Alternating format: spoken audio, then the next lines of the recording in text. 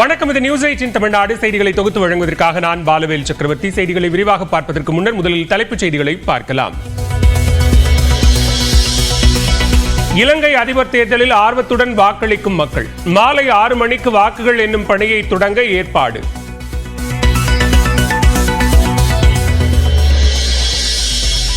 ஒரே நாடு ஒரே தேர்தல் என்பது ஆபத்தானது என்று மக்கள் நீதி மய்யம் தலைவர் கமல்ஹாசன் பேச்சு. மக்கள் தொகை அடிப்படையிலான தொகுதி வரையறைக்கும் கமல் எதிர்ப்பு. ஒரே நாடு ஒரே தேர்தல் என்றெல்லாம் சொல்வது எவ்வளவு ஆபத்தான பேச்சு என்பதை உங்களுக்கு புரிய வைப்பதற்காக நான் சிறிய உதாரணங்களுடன் பேச வேண்டியிருக்கிறது. தடுப்பணை பலமாக இல்லாவிட்டால் கட்டியவர்கள் சிறை செல்வார்கள். நீர்வளத்துறை அமைச்சர் துரைமுருகன் எச்சரிக்கை. நீங்க பலமா கட்டியிருக்கீங்களா வீக்கா கட்டிருக்கீங்களான்னு நிறைய வெள்ளம் வரும்போது தெரியும். குறைஞ்சு போச்சுன்னா புதுசா கட்டியிருக்கீங்க அர்த்தம். அப்படி கட்டியிருந்தா என்ன பண்றது? ஜெயில் போறது. திருப்பதி லட்டு தயாரிப்பு குறித்த சர்ச்சையை பொருட்படுத்தாத பக்தர்கள். கோயிலில் வழக்கம் போல லட்டு விற்பனை விறுவிறுது.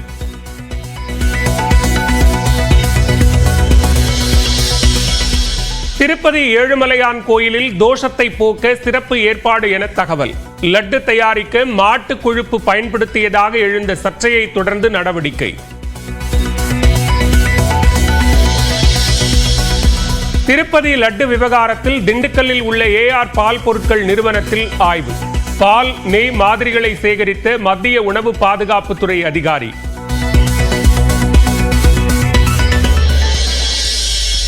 பழனி பஞ்சாமிர்தம் குறித்து தவறான தகவல் அளித்த 2 பாஜகவினர் மீது காவல்துறையில் புகார். இந்து சமய அறநிலையத்துறை அமைச்சர் சேகர் பாபு பேட்டி. திருக்கோயில்களில் பயன்பாட்டிற்கு தேவைப்படுகின்ற நெய்களை ஆவின் நிர்வாகத்தில் தான் வாங்க வேண்டும் என்று ஆணையருடைய சுற்றறிக்கை மாண்புமிகு தமிழக முதல்வர் அவர்களுடைய உத்தரவின் பேரில் அனைத்து திருக்கோயில்களுக்கும் வழங்கப்பட்டிருக்கின்றது. நேற்றைய தினம் விஷம பிரசாரத்தில் ஈடுபட்ட செல்வகுமார், பிஜேபியை சார்ந்த வினோத் செல்வம் இருவர் மீதும் காவல்துறையில் புகார் அளிக்கப்பட்டிருக்கின்றது. சென்னை அருகே ரயில்வே தண்டவாளத்தில் கழன்று கிடந்த நட்டு போல்ட்டுகள். ரயிலை கவிழ்க்க சதியா என காவல்துறை விசாரணை.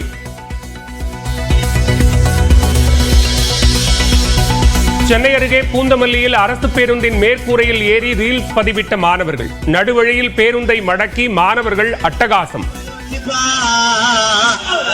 நாங்கெல்லாம் பண்ற சீனே எல்லாத்தையும் இது வெறித்தனமான ஊருன்னு தான் அந்த தினத்தந்தி பேப்பரு சன் டிவில கூட பேர துடுக்கே தௌலத்தே நாங்க கொஞ்சம் துணிஞ்சவண்ணா பார்த்தா சாவே அஞ்சம் வாயே. கிருஷ்ணகிரி அருகே ஏடிஎம் இயந்திரத்தை உடைத்து பணம் கொள்ளை. சிசிடிவி கேமராவில் கருப்பு மை அடித்து பணத்தை அள்ளிச் சென்றவர்களை தேடுகிறது காவல்துறை.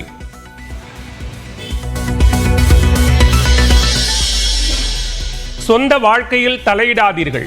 மனைவியை விவாகரத்து செய்யும் நிலையில் நடிகர் ஜெயம் ரவி பேட்டி.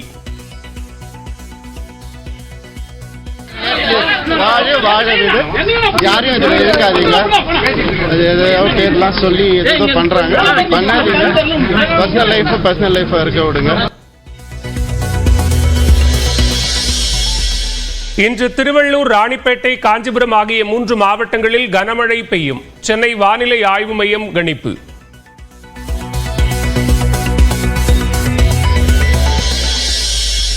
வடகிழக்கு பருவமழை தொடங்கவிருக்கும் நிலையில் மாவட்ட ஆட்சியர்களுடன் தலைமைச் செயலாளர் ஆலோசனை. மாவட்டம் வாரியாக மேற்கொள்ளப்பட்டுள்ள நடவடிக்கைகள் குறித்து கேட்டறிந்தார்.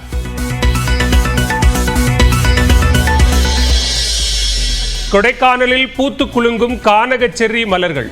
மலைக்குன்றுகள் பிங்க் நிறத்தில் மாறியது போல காட்சியளிப்பதால் சுற்றுலா பயணிகள் உற்சாகம்.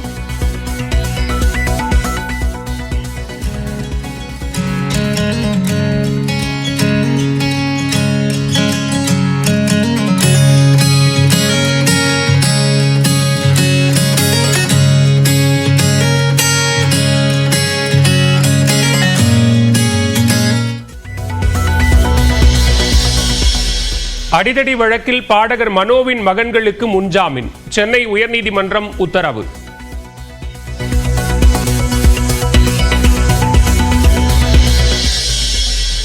நியோமேக்ஸ் நிறுவனத்தினர் 110 நிறுவனங்களை உருவாக்கியது அம்பலம். 50 நிறுவனங்கள் ரியல் எஸ்டேட் தொழிலில் ஈடுபட்டதும் கண்டுபிடிக்கப்பட்டுள்ளதாக பொருளாதார குற்றப்பிரிவு போலீசார் உயர்நீதிமன்ற கிளையில் தகவல்.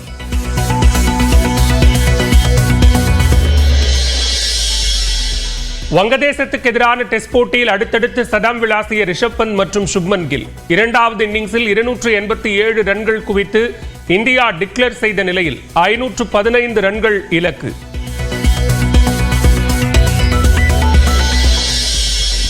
சேப்பாக்கம் மைதானத்தை கலகலப்பாக்கிய இந்திய அணியின் விக்கெட் கீப்பர் ரிஷப் பந்த் தான் பேட்டிங் செய்யும் போது வங்கதேசத்துக்காக ஃபீல்டிங் செட் செய்து உற்சாகம்.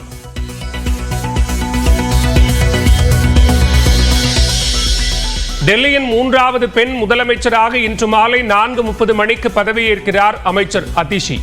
துணைநிலை ஆளுநர் சக்சேனா பதவி பிரமாணம் செய்து வைக்கிறார்.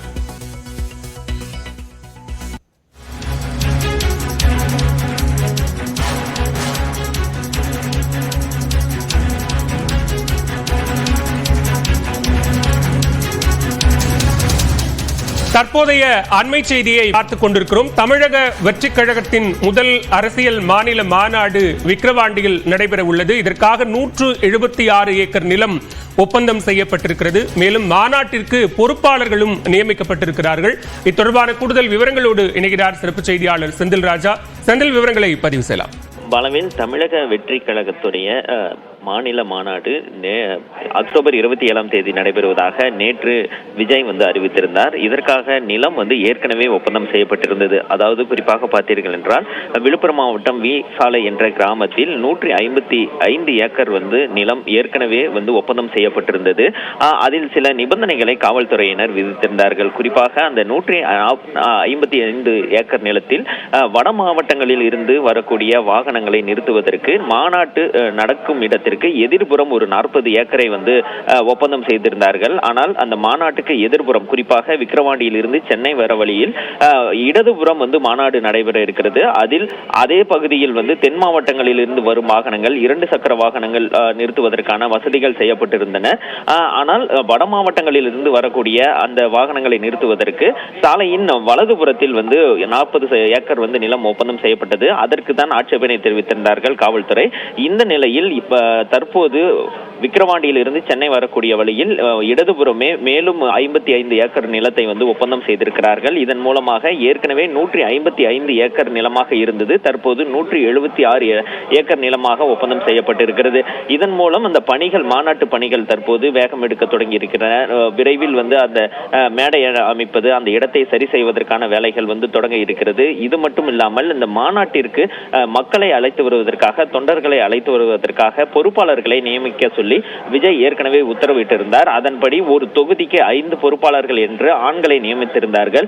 இந்த நிலையில் அதை கூடுதலாக 2 பெண்களை நியமிங்கள், பெண் தொண்டர்கள் அல்லது பெண் பொதுமக்களில் பெண்கள் வரும்போது அவர்களுக்கு உதவியாக இருக்கும் வகையில் அந்த பெண் பொறுப்பாளர்கள் செயல்பட வேண்டும் என உத்தரவு பிறப்பித்திருக்கிறார். அது மட்டும் இல்லாமல் மாநாடு இன்னும் 1 மாத காலம் இருக்கிறது. அதற்கான பணிகள் ஏற்கனவே இந்த மேடை உள்ளிட்ட விஷயங்கள் தயாரிப்பதற்கான பணிகள், அந்த ப்ரீ ப்ரொடக்ஷன் வேலைகள் ஏற்கனவே தொடங்கி இருந்தனர். கிட்டத்தட்ட அது 50% வேலைகள் முடிந்து விட்டதாக தெரிகிறது. ஏனென்றால் நேற்று விஜய் தன்னுடைய மாநாட்டிற்கான அறிவிப்பை அதிகாரப்பூர்வமாக வெளியிட்டிருந்தார். தமிழ் மகனாக மக்களிடம் கேட்கிறேன், இதை வெற்றி பெற அன்பும் ஆசையும் வேண்டும் என கோரியிருந்தார். இந்த நிலையில் தற்போது இந்த மாநாட்டிற்கான வேலைகள் என்பது வேகம் எடுக்க தொடங்கி இருக்கிறது. பாலவேல். செந்தில் ராஜா, மிக முக்கியமாக காவல்துறை அனுமதி தொடர்பான கடிதத்திலே சில கேள்விகள் முன் வச்சிருந்தாங்க. அதுல மாநாட்டில் விஜயை தவிர்த்து கலந்து கொள்ள இருக்கக்கூடிய விஐபிக்கள் தொடர்பான தகவலும் கோரப்பட்டிருந்தது. இன்னும் மாநாட்டிற்கான தேதி அறிவிக்கப்பட்டிருக்கிறது. யார் யார் கலந்து கொள்வார்கள் என்கிற விவரமும் வெளியாக வாய்ப்பு இருக்கா? பாலவேல், இதற்கான அந்த பணிகள் வந்து தற்போது நடைபெற்று வருகின்றன. இந்த மாநாடு என்பது தமிழக வெற்றி கழகத்தோடைய அந்த கொள்கை பிரகடன மாநாடாகத்தான் அமைய இருக்கிறது. அவர்களுடைய கொள்கை தலைவர்கள், அவர்களுடைய கொள்கை, அவர்களுடைய கொள்கை செயல் திட்டம், அவர்கள் செல்லக்கூடிய அந்த இலக்கு என்பதை நோக்கி வந்து செயல்பட இருக்கிறது. இதற்கான அந்த பணிகள் வந்து நடைபெற்று வருகின்றன. யாரை வந்து கூப்பிட வேண்டும் என திட்டங்கள் வந்து நடைபெற்று வருகிறது. இதுவரை அது வந்து இறுதி செய்யப்படவில்லை. அந்த கொள்கை சார்ந்து தாங்கள் யாரையெல்லாம் கூப்பிடலாம், தங்களுடைய கொள்கைக்கு யாரெல்லாம் சார்ந்து இருப்பார்கள், தங்களுடைய கொள்கைக்கு முன்னிறுத்த இவர்களை எல்லாம் அழைத்தால் நன்றாக இருக்கும் என்பது குறித்த அந்த ஆலோசனை வந்து நடைபெற்று வருகின்றன. அந்த ஆலோசனையின் முடிவில் தான், அதாவது ஒரு வார காலத்தில் அதெல்லாம் முடிவடைந்து அதற்கு பிறகு காவல்துறைக்கு இவர்கள் எல்லாம் வருகிறார்கள் என்பதை உறுதிப்படுத்தி அவர்கள் கடிதமாக வழங்குவதற்கான வாய்ப்புகள் இருக்கிறது. பாலவேல், விஜயன், தமிழக வெற்றி கழகத்தின் முதல் அரசியல் மாநில மாநாட்டிற்கான நிலம் என்பது ஒப்பந்தம் செய்யப்பட்டிருக்கிறது. மேலும் மாநாட்டு பந்தல் அமைப்பது உள்ளிட்ட முன் தயாரிப்பு பணிகளும் வேகம் எடுத்திருக்கின்றன. விரிவான விவரங்களுக்கு நன்றி செந்தில் ராஜா.